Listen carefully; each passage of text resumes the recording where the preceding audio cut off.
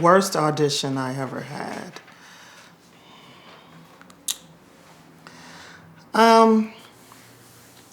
I'll say it was a theater audition, and it was for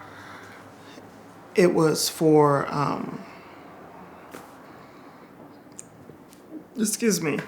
It was a theater audition, and it was for classical. It was for a classical piece. I don't really do classical pieces. I have dabbled in it just to see if I had an affinity for it. People seem to love my voice, like in a classical piece.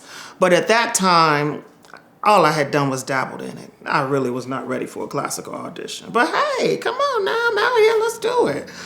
Yeah, so I went into the audition, and the director had recently seen me in another show. He complimented the other show he had seen me in. And I started doing my monologue. Oh, it shouldn't be funny, but it is. I started doing my monologue, and I got caught in this circle inside of the monologue where I didn't know like what was next. And I found myself repeating the same thing until finally I said, "I'm sorry, can I start over?" And he was cordial, pleasant, like you would anticipate he would be. But I knew then that the joke was over. I was like, I should probably walk out the door right now, but hey, I'm in the room. And so I think that was the worst. I didn't get a call back. I didn't get anything. It happens. It happens. Hear me when I tell you it happens. Even your best actors will tell you how they bombed an audition. It happens. We are our instrument. We carry our instrument with us. So when I have a bad day, I just had an argument with my husband at home, and now I got to come here and be happy with this man I love. That's a push. You know what I'm saying? So sometimes it doesn't come out as we may want it to. That's all right. It's called next. It's called next. No, I've never bombed an audition. Every single one has been great, except for these 27 that I can think of right now. One specifically was for a PSA. I think it was a PSA for drunk driving in Tennessee specifically. So I got called in for a possible, commercial for that. I think it would have filmed in Tennessee and all this stuff. And there was like 3 different things you had to do. The audition sides weren't dialogue. It was more like it's called when you're like painting out the scenes. It's a scene. What's the word? I really want to say it so that I sound like I know what I'm talking about. Storyboard. It was like storyboarded.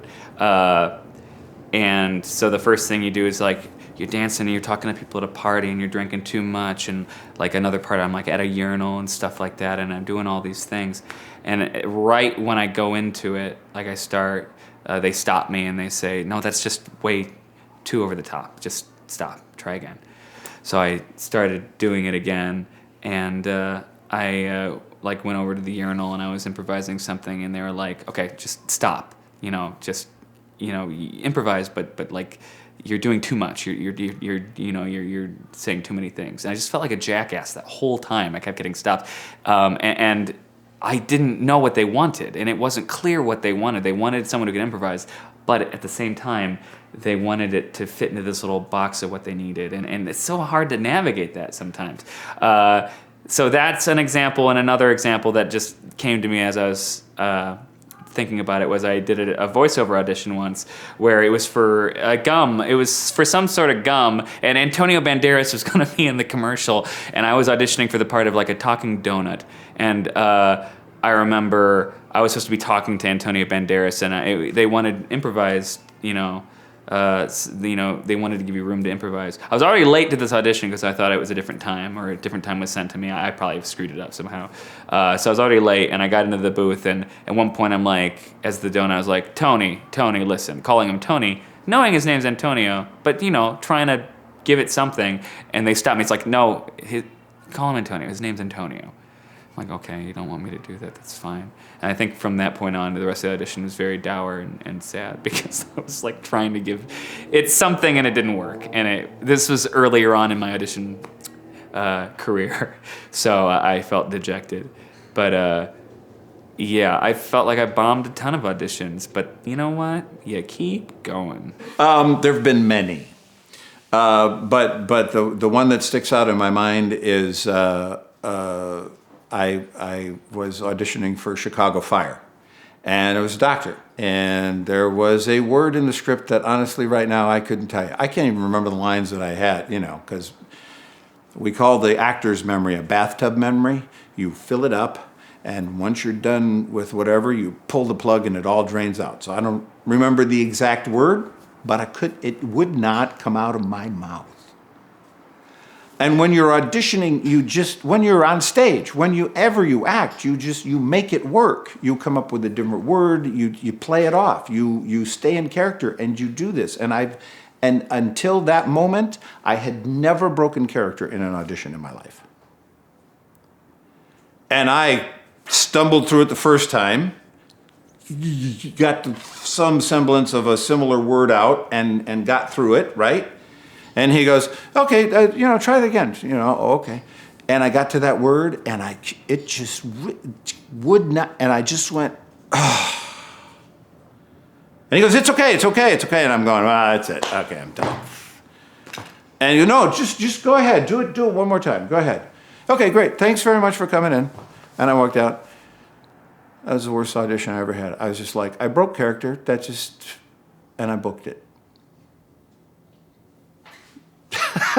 So I don't know if I can say that's the worst audition I ever had, really, but that's the one that I felt the worst in the midst of.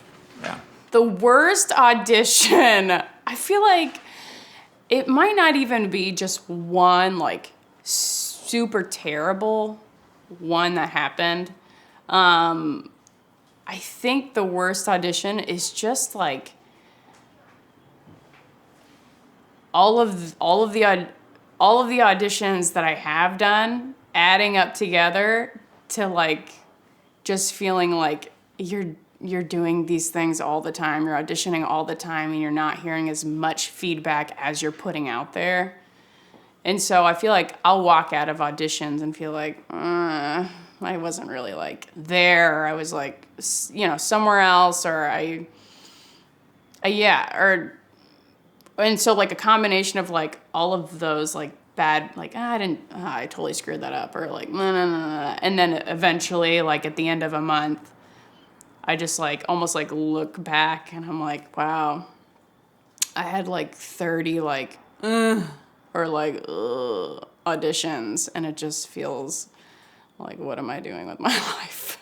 So that, as I, like, gleeked all the way over there. Cool. Yeah, I've had a lot of auditions that I've kicked myself after that were bad because of me, but I can remember one that was not my fault. I won't say the company, but basically I showed up and I had been emailing with them and they'd given me nothing to prepare. They were like, don't worry, we'll give you stuff when you get there. It's like, great, I thought it'd be like a side or something. But this was a musical they were writing, and they gave me the song in the room to learn in front of them. Luckily, I can sight read and I'm a good musician, but it was not in a range that my voice easily accesses. It was like down in the basement of my range, and I'm really comfortable up higher. And it was like really strange, not scanning well Weird Al Would Hate It lyrics. And I learned this. I went through it with the pianist once, and then they were like, great, perform for us. And I was like, head in the music, like, I don't know what I'm saying before I say it. And did this for them, and then they were like, okay, great. And then this woman walks in with a dog, and I was like, oh my God, a puppy. Like, I needed something like this. I was like, oh, thank God. And I was like, oh, can I pet him? And they're like talking amongst themselves. And what I didn't understand was they didn't say we're done with you, but they were done with me. And usually when you're in an audition, if someone's like, okay, you're good, like, they say, okay, you can go now. And if they don't say go, you stay put. But I don't know what was going on. They didn't say that. And the dog walks in. I asked to pet it. And the woman just looked bewildered at me. And someone over here was like, what? And she was like, I don't know. She wants to pet the dog. And I was like, something is wrong. Something is very wrong. And then they like start bringing in the next girl from outside.